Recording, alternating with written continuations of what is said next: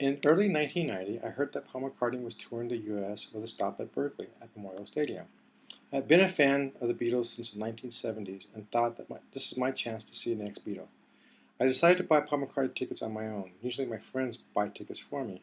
I figured that with a newly acquired Visa card and a telephone that I wouldn't have any problems. Okay, so I had a rotary phone instead of a fancy touch-tone phone with a redial button, but that shouldn't make a difference. Boy, I was wrong. I dialed the 10 numbers over and over, trying to connect with someone so that I can get my tickets. 2 hours later, I gave up, disappointed. My mother and sister attempted for me the next day, but failed as well. About 2 weeks later, a friend of mine called me up and asked if I wanted to go to the concert. At first, I thought she was joking, but she wasn't. I couldn't believe that I actually was going to go see Paul McCartney after all. The day of the concert, March 31st, 1990, I packed my bag and blankets and pillows and wore a heavy jacket. It was supposed to be cold that night, and rode BART from Union City to Berkeley. From the station, we walked a couple of miles to Memorial Stadium, with a large crowd making their way too.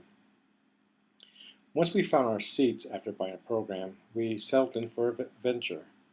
After waiting for a few hours, Paul McCartney came on stage. Oh my God, it was really him. Paul was on stage and I could see him. I nearly cried and thanked my friend over and over for inviting me. Along with nearly 70,000 fans, I sang harmony and background for every song that was played. When Hey Jude was concluding, I was in a group swaying back and forth singing the end part. Man, we were in the zone. After the encores, my friend and I waited for the crowd to filter out before heading back to BART for the ride home. We listened to other fans telling their favorite parts of the concert.